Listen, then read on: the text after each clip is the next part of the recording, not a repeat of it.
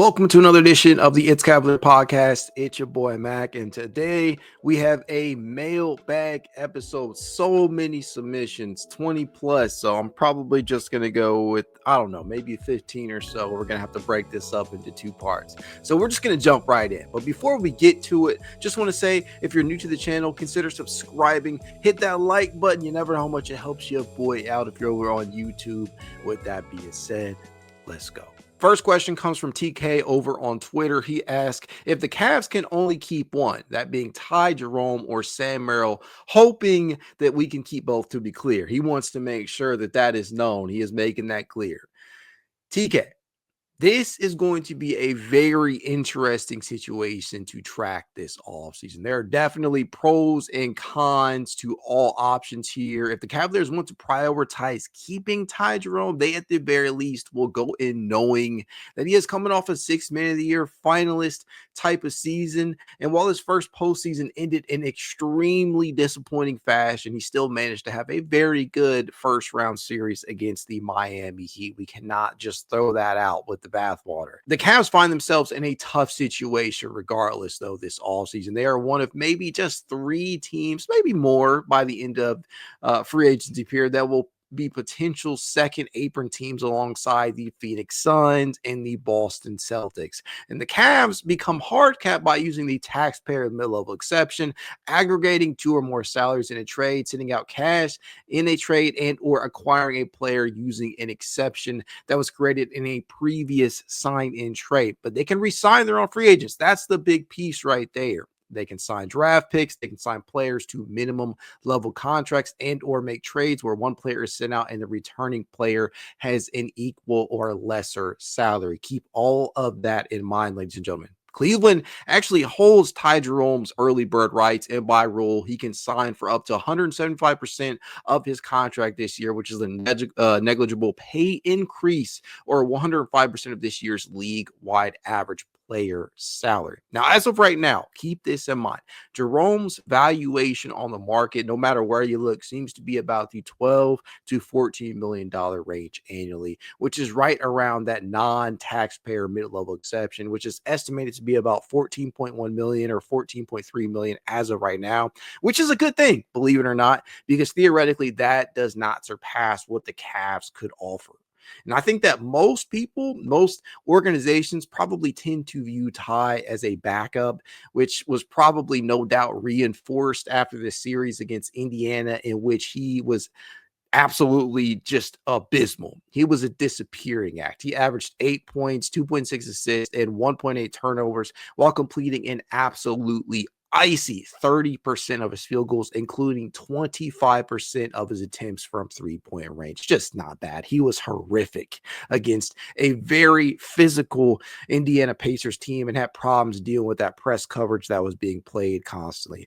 All of that said, it was just 5 games, and if Ty Jerome truly believes it is time for him to cash in and see what he can make out on the open market past the non-taxpayer mid-level exception, he can look to test that theory out. The problem is, not many teams can actually afford him the opportunity to go bag chasing. The only teams with the estimated practical salary cap space to afford him such a deal would be the Brooklyn Nets, the Detroit Pistons, and old friend JB Bickerstaff, the Memphis Grizzlies, pending a couple of things, and the Chicago Bulls. And make no mistake, a few other teams could potentially get there if they end up freeing up some space with some salary maneuvering to pursue Jerome and others. But with that being the case, I find it very hard to believe that a team that a team is out there that will make real moves like this to pursue what is likely to be a B-tier free agent. Don't get me wrong, I love Ty Jerome. Let's not mince words. I love Ty Jerome, but I got to keep it honest. He is not the type of player that teams usually maneuver their salaries around to try and acquire, unless the situation is frankly dire. I don't think Detroit seems all that likely. He just doesn't really seem to be a fit for what JB Bickerstaff likes to do, especially from a defensive standpoint. And I think that they'll probably opt to prioritize Malik Beasley at this point in time. And Chicago, they're basically in the stages of rebuild. So I highly doubt that that's an alluring destination for them, and they got some things to sort out on their own, including what to do with Josh Giddey. So these are all things that they need to take into consideration over there in Ty Jerome's camp. Memphis, they already got John Morant, they got Scottie Pippen Jr., and they're going to have to figure out what they're going to do with Jarrett Jackson Jr.'s contract, whether they kind of redo that, restructure it, and which could eventually just negate all cap that they have to spend on the open market. Brooklyn is also in the midst of a rebuild, but they could offer him a chance to play for his home state in New York, where he was born and raised. You can't rule the allure of that out. That is always something to take into consideration, but they also probably won't be competing anytime soon. So if the goal is winning, like we have heard Ty Jerome talk about time and time again, that I just don't see Brooklyn being the best option available out of all of those. And the reality is this, especially due to this new CBA, there are more than 20 teams that are projected to have access to the full MLE, that mid-level exception. And while teams like San Antonio, Dallas, Golden State, those teams might be enticing if you're a Ty Jerome and worth keeping an eye on, if Dan Gilbert is willing to shell out the type of money, meaning the millions of dollars, potentially approaching 9 figures, to take care of whatever luxury tax concerns could stem from this roster, just to match those MLE numbers, why leave? If you are Ty Jerome, why consider leaving at that point? Because the Cavs love him. You've heard them discuss that at length.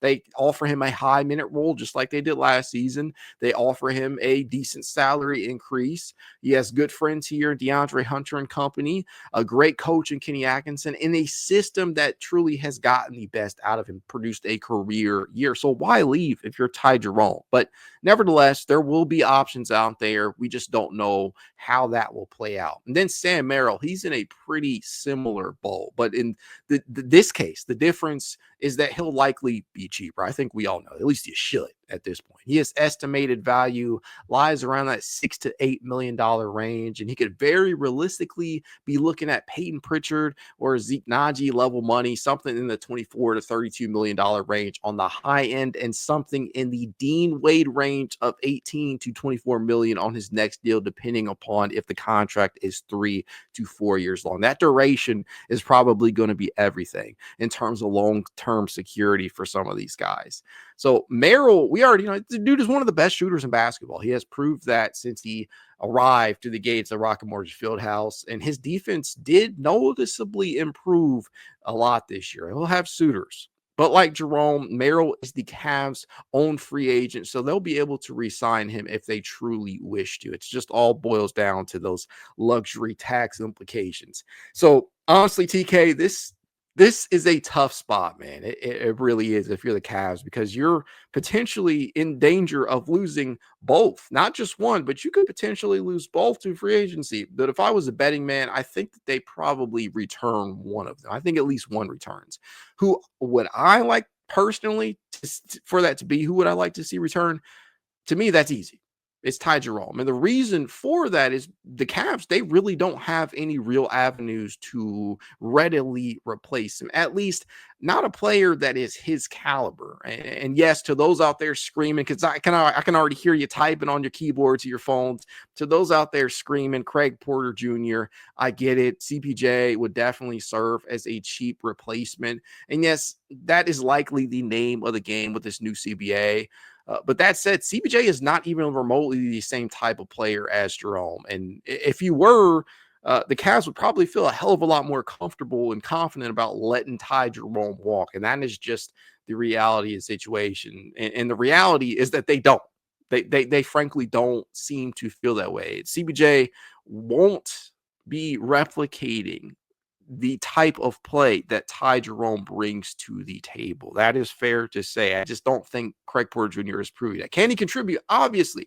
But if you're asking him to replicate the type of efficiency and the style of play that Ty Jerome gives you out there on a night-to-night basis, playoffs be damned, then I think you're expecting a little bit too much. Now, Sam Merrill walking, on the other hand, means that players like Jalen Tyson or potentially even Emoni Bates or Luke Travers could potentially get a real chance. And mind you, this is coming on cheaper salaries. And the Cavs may feel that they can more readily replace what Sam Merrill brings to the table than you would a Ty Jerome. But this is all speculation, of course. And if I had to choose one, I would take Ty Jerome. I just think that's where I'm at because, again, I'd be okay with both returning, but I really, truly only see one of these guys coming back. This is a great question, by the way, TK. Next up, we have Angelo7266 that asks, if the Cavs lose Ty Jerome, who do the Cavs try to sign as a backup point guard? Well, obviously, this one is kind of linked to the last question. So I'll just say this. As things stand right now, the Cavs are very likely to only be able to hand out minimum salary contracts to outside free agents. And of course, that could change pending some unforeseen move that clears a massive amount of space. But let's just assume, as of right now, based on what we know, that is not happening. That likely means that they would be looking at replacements in a very lackluster or light free agent class for what they could potentially afford. This means they could be eyeing players like Ben Simmons, DeLon Wright campaign, and Monte Morris, to name a few. And no disrespect to any of those guys, that they aren't anywhere near being able to to being able to replace what Ty brings to the table. It's why, frankly, keeping Ty should be a big priority because, truth be told, if Ty does walk, it's way more likely that an internal option like the aforementioned CPJ or Jalen Tyson gets his role than any free agent signing considering the available options. And if you really want depth, though, if you're really pressing me on the question, I would honestly consider Ben Simmons because it's not like the other choices are much better. It's just a dart throw at that point. You're really just asking one of these guys to be able to provide you depth should Darius Garland or Donovan Mitchell or whoever takes over at that backup point guard spot, whether that be Craig or Jalen or some other option. You're really just asking whoever is signed to give you a decent amount of minutes in the event that one of those guys misses time. Next question comes from James Edward Evans over on Twitter. He asks, what role do you see Emoni Bates in if he plays as good as you feel he can? Truth be told, James, I think whether or not Emoni Bates has a role really essentially boils down to two things. Number one is what the Cavs decide to do at that starting three spot. The other is whether or not Sam Merrill is brought back. Because if the Cavs move DeAndre Hunter into the starting lineup, assuming at that small forward position, that would move Max Strus to the bench, which would likely stymie Emoni's chances big time. No ifs, ands, or buts about it. If the Cavs decide to keep Sam Merrill and send DeAndre Hunter to that starting lineup, Emoni's chances of suiting up would virtually be non-existent at that point. There just wouldn't be any space for him in the rotation. If the Cavs keeps the starting lineup as it is, but decide to move on from Merrill, Emoni has an outside shot to take on Merrill's minutes. It's an outside shot, but a shot nevertheless. But if the Cavs keep things as is, meaning if they bring back Merrill, if they continue to start Strus, Emoni still has no chance. The reality is that there are way more signs that point towards the 2025-26 season being yet another in which Emoni is on the outside looking in than there are in which Emoni is part of the rotation. All the signs tend to point to Emoni just kind of looking and hoping and waiting for his chance yet again. And personally, I'm still a believer in Emoni Bates. I think the talent to be a catch and shoot guy out there, a decent reserve, somebody who can come in and throw a little bit of flame from time to time. I still think that is there. At the age of 21, I'm not throwing in the towel on his potential, but I ultimately just don't feel that he is ready yet. So I do not enter the 2025-26 season, or I would not rather enter that next season, considering Emoni Bates to be a real option for Kenny Atkinson in that rotation. Next up, we have Dropout Dylan over on Twitter, who asks, do we move DeAndre to the starting lineup next season? Also, does whether or not we get Ty back change if he starts or not? With Ty hypothetically gone and Hunter starting there, there's really no shot creator on the bench like Ty or even LeVert in recent years. Honestly, this is a really well thought out question if you just think about it, Dylan. First and foremost, yes, I do believe that moving DeAndre Hunter is what Kenny Atkinson will most most likely do. Let's just get that out of the way. But it's not a given considering a number of things that you have to take into consideration. It's just something that I would like to see happen. In regards to whether or not things change depending upon whether or not Ty Jerome returns, I think that is a very, very valid thing to consider because Ty Jerome can create his own offense. DeAndre Hunter is also another trusted shot creator that the Cavaliers had on that bench this year. And if Ty Jerome does walk, you really do risk having no creators coming off the bench as presently constructed. This could be something that Kenny Atkinson is forced to weigh and when making that type of decision. Also, I feel it necessary to elaborate. I do feel that Max Strus does have some decent abilities as a facilitator, and this is in the event that he gets moved to the bench and DeAndre Hunter gets elevated. If you move Max to the bench, I do feel that he could facilitate out there. I just don't think that we really think of him as a true creator, not somebody who truly creates opportunities for themselves. And Jalen Tyson has shown potential as a creator, but he's not proven yet. And CPJ kind of falls into that same category of not proven yet. So I do think if you are Kenny, this has to be something that weighs heavily on your mind. It has to be something that you consider.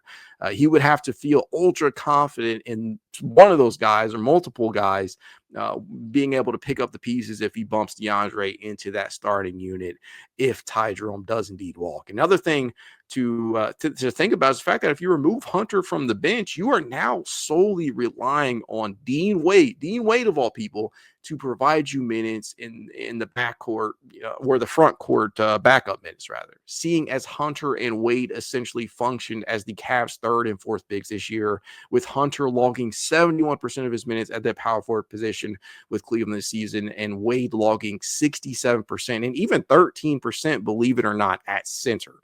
This means that the Cavs would need to acquire a big or two this offseason to help make up for that. And yes, they were already very likely to do that, but they would basically be forced to find a readily available, a guy that could potentially hop into your rotation from day one to get that done. They would have to find somebody that showcased enough ability to start in that rotation from the first game of the 2025-26 season if they made the decision to do that. And then you can still stagger the minutes of Wade and Hunter and Mobley and Allen to continue to try and work around this type of thing. But I think that we've seen that that's not necessarily something that is sustainable over the course of a season, especially if you suffer an injury to one of those guys. You're basically SOL.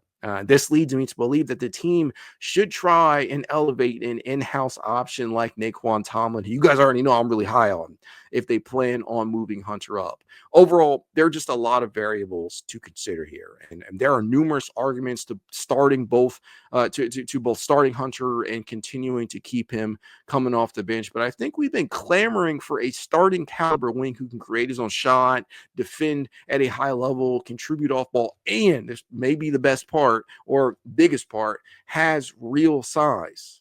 So start him if you can afford to do it if you're Kenny Atkinson, and that's where I lie with that. Next question comes from BK, also over on Twitter. Do the Cavs win the Indiana series if Garland is the only player hurt? Personally, I'm just going to be honest. I'm going to be dead honest with you. I don't think so, BK. I think the Cavs really needed additional shot creation in that series, especially with Ty Jerome struggling the way that he did. I think you could probably make the case that they could gut it out in 7 if you really press me on it. But man, based on what we saw in that series and what we're also seeing in this New York Indiana series, I just do not see them getting it done without a healthy Darius Garland. I think you could have maybe gotten it done had DeAndre Hunter been the only one injured, but not Darius Garland. That full court press made life difficult to the point that it tired basically every rotation player that was out and made the Cavs ball movement basically stagnate for the majority of the series. And to me, they needed every bit of that creation that DG could have afforded them. So no, I don't think that they would have won that series if Darius Garland was the only one hurt. But by all means, if anybody else disagrees out there, who am I? Who am I to tell you that you're wrong? Marquise ask, should the Cavs move Mobley to the 5 and trade Jarrett Allen? You know, Marquise, this is something that I have seen so many people suggest over the last 2 seasons that I'm kind of numb to it at this point. But I do understand the validity behind the belief, or at the very least, the thought process that goes into making a decision like that. You get additional floor spacing, moving Mobley over to that 5, who we know experienced a career in terms of that 3-point shot. You maybe increase the defensive flexibility by playing a little bit smarter with perhaps DeAndre Hunter in the starting lineup at the 4, or whoever you might move Allen for. And the team that I have routinely or consistently seen from fans in reference to moving Allen is New Orleans. That is the one team that I consistently see pop up in these types of questions or scenarios. And Herb Jones, go figure, is usually the central piece in those conversations. And don't get me wrong, I like Herb Jones. I think a 5-man unit of Darius Garland, Donovan Mitchell, Herb Jones, DeAndre Hunter, and Evan Mobley would be pretty damn solid, both offensively and defensively, and they would give you a lot of flexibility out there. But the one area in which I think that they would struggle with, and it's important, is the glass, both offensive and defensive, because, Darius Garland and Donovan Mitchell are not the biggest guys out there. Donovan is a pretty good rebounder for his position, but Darius Garland is not. Herb Jones is not a notable rebounder, and DeAndre Hunter has never really been himself. So you're putting a lot of onus on Evan Mobley to shore a lot of that up. And I just think that would be an area that the Cavaliers would struggle to navigate around. That is purely an example of a possible trade. And am I saying that I would pull the trigger? No, I am, however, saying that I understand the rationale behind it. Evan Mobley is already playing a good amount of his minutes at center, about 52%. I think, per Cleaning the Glass. And a lot of the advanced stats tend to lend credence to the idea that Mobley actually does make the Cavaliers better while playing there as opposed to the power forward. So I get it. But the problems start to arise once you think about the depth of it all, which is something you're probably going to routinely hear during this episode. The Cavs are not really in a good financial position to get viable replacements in the front court, especially depending upon whatever happens with Ty Jerome and Sam Merrill. Those are really the first two decisions, the first two dominoes to fall, and that will determine how the Cavs approach the rest of the offseason, in my opinion. It's just not a straight up 1-for-1 unless they really feel that Naquan Tomlin or somebody else is ready, or they could get a veteran big man on a minimum salary deal to step right in. But that to me is a little dicey. I just don't know if it would be worth moving Allen just to do that. And I also don't know how I feel about Mobley taking on that center role full time. But maybe that's where he's ultimately destined to end up. But I just don't know how I feel about him suiting up there full time next year. I don't know how I feel about that. I would keep Evan where he is right now, pending the right deal. I think that's where I lie with that. And we'll have to see what Kobe Altman does in regards to Jarrett Allen. Jesse Boring asks, what would be one thing each of the core 4 can improve on this offseason to have better success in the playoffs? This is an excellent question. I love this one. And it's easy for some members, or should I say easier to answer for some members of the core 4 and not so much for others. Let's start with Darius Garland. Darius Garland is, and this is going to sound very simple-minded, but sometimes I think the simple and most obvious answer is the best. Darius Garland has to stay healthy. He's got to stay healthy. That's regardless of how good or bad you view the Miami Heat. Garland performed at a high level against them before re-aggravating his toe sprain. In those 2 games, Garland averaged 24 points, 7 assists, while completing 51.6% from the field, including 41.2% from three-point distance and 90% from the charity stripe. He was a +7 on average. He returned after missing 4 games, 2 in the Miami series and the first 2 in the Indy series. And boy, when he returned, that dude was shitty. But I think that had much more to do with the injury than anything that Indiana did out there. The mobility was just shot at that point. It just didn't look the same. So he's got to stay healthy. The problem is you just can't turn off injuries like it's as simple as moving the slider on 2K. You can't do that. This is real life. They are impossible to truly get away from. You can't just turn off injuries. I wish you could. The only thing I could suggest is for him to improve his conditioning. And even then, that wouldn't prevent a freak injury like what occurred. For Evan Mobley, I think it's pretty damn simple. Be more vocal. Be more vocal. Be more vocal. That's what it boils down to. In other words, call for the damn ball. Give me the damn ball. Demand it. And by no means am I saying that this is the only thing that Evan Mobley has to work on, that he doesn't have any other areas in his game or holes in his game to address.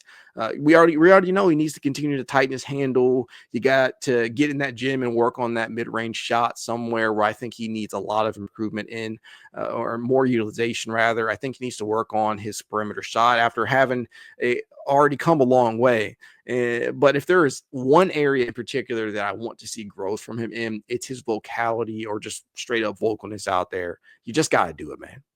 Call for the ball. Next up, we got Donovan Mitchell. And if there's one thing that I want Spida to improve in that would not only help the team, but himself, it's to not fall into the familiar trope or tendency of hero ball. You got to trust your teammates. And let's be clear, I understand that sometimes, frankly, you got to take it upon yourself because it looks like your teammates do not have it. That felt like the case most of the time during that Indiana series. But there were also other times, mind you, that I felt honestly that Donovan and company should have relied more upon Evan Mobley to take some of that defensive pressure off of Spida. I just really thought that Darius, Donovan, Kenny Atkinson, whoever else was handling the rock out there should have done a better job at getting Mobley more involved, because it was clear at times that they, meaning the Indiana Pacers, simply did not have an answer for him when he drove into that painted area. And, I'm not going to absolve Evan from that. He has to be more demanding. He has to be more vocal. But I think that Donovan, if he can stop with the hero ball in these big time situations, it will be better for everybody. And last but not least, you got Jarrett Allen. And it's hard to not really sound really harsh in reference to Jarrett Allen in a conversation like this, because honestly, Jarrett is already a pretty high level performer for what the Cavaliers ask him to do. But the reality of the situation is that it's not really anything on the court that I have a problem with or seriously wish him to improve upon. I mean, dude's not perfect. There is no such thing as a perfect player. But I think the one area that we all think that he needs to improve upon, it's his mental toughness. Those are going to be buzzwords you hear all off season in regards to Jarrett Allen. But honestly, it's the truth. It was hard not to notice his waning effort in the final games of that series. It was just piss poor. You hate to see it. Jordan Kelk asks, Evan averaged 13 shots per game in the regular season and 11 a game in the playoffs. How many would you like to see him taking moving forward? Yeah, he also then says, for me, I like a minimum of 15. Time to fully unleash Ev. Jordan, this is pretty easy for me. I want to see him taking between 15 to 18 per game next season. Nothing less than that. Now, historically speaking, the Cavs are 34 and 22 lifetime when Mobley attempts 15 or more shots. 16 of those games came before Donovan Mitchell arrived. They were 15 and 3 this year when he took 15 or more shots. Now, when Evan takes 20 or more shots, the Cavs are 6 and 3 lifetime, and they are 3 and 0 this year. They have a 1-1 record all time in the playoffs when he takes at least 15. Both of those games taking place in that Boston Celtics series last postseason. Now, here's the reality. As long as Evan Mobley plays alongside Donovan Mitchell and Darius Garland, he will never likely be a lock to take more than 20 per game. Hell, there were only 7 players league-wide to attempt that many this year, with basically the majority of them being guards. Paolo was a very, very close 8th at 19.8 per game. Giannis was in there. Jokic was in there. Franz Wagner. But none of those guys play with 2 all-stars in the backcourt. So I think it's way more feasible to see him manage between 15 to 18. But even that will be considered a substantial leap from where he was this year at 12.8 per game. It would require an adjustment from others on the roster, namely Donovan Mitchell and Darius Garland, and who would each have to adjust their game, right? They would have to concede touches, willingly doing so, and or opportunities to score themselves. And I don't really worry as much about Allen or Strus or Hunter, whoever starts at the 3. But overall, there were 55 players to average at least 15 field goal attempts this season. And if Mobley can get there, it not only bodes well for his individual progression, but for the team's success moving forward as well. I think it can really only be a good thing. Either way, there is no reason why Mobley should not be given more than the 13 field goal attempts per game that he got during the 2024-25 playoffs. That is the number he topped in the postseason, which cannot happen again. I don't care who they play. Arian asks, what are the chances Okoro gets traded for salary cap relief? Well, as much as it pains me to say this, I think the chances are about as high as they have ever been. And this is coming from a guy who's a big-time Okoro fan. The reality is this. Isaac Okoro played 14.2 minutes per game this postseason. He couldn't really get on the court, at least not consistently. And you can't have that. The dude is making $11 million next season for a team that has championship aspirations. That simply cannot be the case. They need to get more from a player making that much money, given where they are financially. They just cannot afford to not get enough of a return on investment for paying him that much for what he does. But trading him isn't nearly as straightforward as people think. It's not just going to be a salary dump. Any team taking on that money is likely going to want something in return. They're going to want something attached, like a Jalen Tyson or some additional draft capital, which the Cavs are already pretty low on. And that's just a tough pill to swallow. And all that said, if there was a player likely to be moved to give the Cavs salary cap relief, it remains Isaac Okoro. And that's coming from a huge Isaac fan. I see the value in having a defensive specialist on the roster, but for the amount of money and the role that he's occupying currently, it just doesn't align financially. They need much more out of him than they have gotten. And I know the injury to the AC joint sprain kind of played a role here, but not a big enough one to be an excuse. Isaac he hasn't progressed the way that they probably would have liked him to, but they may be stuck with him at least for one more season, pending what they could potentially get in a trade to relieve them of some of that cap. Kino 33141 says, who do you see being a realistic fit to bring this team some toughness? I wouldn't mind Steven Adams. That's a tough one, pun intended. I would love Steven Adams, but I highly doubt that he takes a real pay cut, and it would be a substantial pay cut at that to come to Cleveland, considering that they are only likely to be able to offer him a veteran minimum. That's just a hard sell.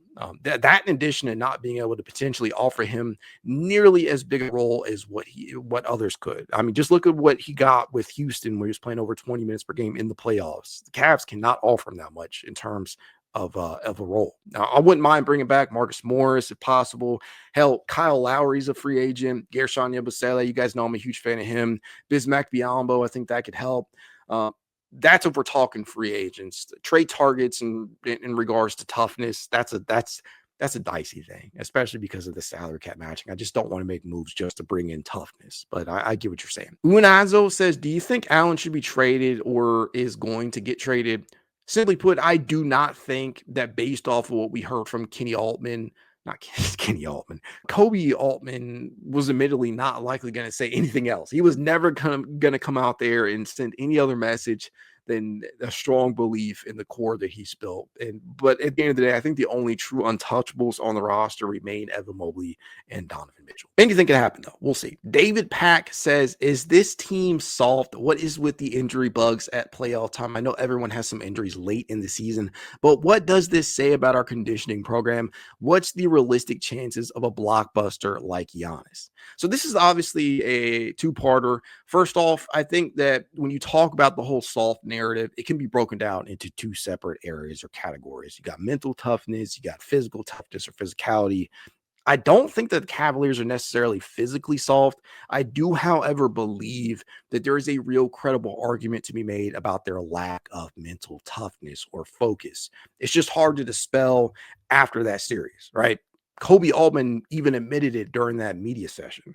Injuries are something that normally you can write off as bad luck most of the time, especially considering the types of injuries that were suffered, whether that be Darius Garland's toe sprain or DeAndre Hunter's dislocated thumb or Evan Mobley's ankle. Some of these just were freak injuries. But what I cannot forgive is effort. That is something you can't forgive at times. Jarrett Allen is probably going to be the poster child for that after games 4 and 5, where it was visible, tangible. I do believe that the Cavaliers need to evaluate their conditioning program and ask themselves, are we really doing what we set out to accomplish to do? But in regards to a potential Giannis deal, I don't think that's happening. I just don't see it materializing. And I don't think you can really write it off either, but something that it just does not feel realistic. But again, it's not impossible because from financially speaking, it does require some maneuverability, but it's possible. It would all depend upon whether or not the Cavs feel like they're giving up too much and whether or not the Bucks honestly feel like they're getting enough back or they're receiving enough compensation. And it's for those reasons that I don't believe it's all that realistic. The Cavaliers probably could make an enticing offer, but it remains to be seen if Kobe Altman is ready to pull a plug on his core. Floyd Phillips II asked, Wade and Okoro have been useless in playoffs in their entire careers. Cavs aren't serious contenders with known one-way players. Why are they on this roster? Honestly, Floyd, I think it's genuinely boiled down to their belief in each's ability to grow as players, combined with a lack of real assets needed to upgrade. Both are likely to be on the proverbial chopping block to provide cap relief this offseason, so we'll just have to see what happens. And they are ultimately defensive specialists at this point in their careers. They do hold some value, but not nearly enough to garner or solidify playoff minutes game in and game out. And I think we've seen that. Emperor Bando over on YouTube says, do you see us getting a big like Bamba or even Cordet on the team this offseason? Or do you see one in the draft that you like?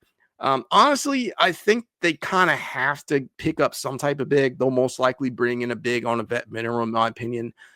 How or who that is up for debate. It would be cool to see them talk Larry Nance Jr. into coming back for a pay cut. Gershon Yabusele would be cool, but he'll probably also have his own suitors. And I don't think Luke Cornett comes to Cleveland, but who knows? Bamba should probably be in the discussion considering what the Cavaliers can offer.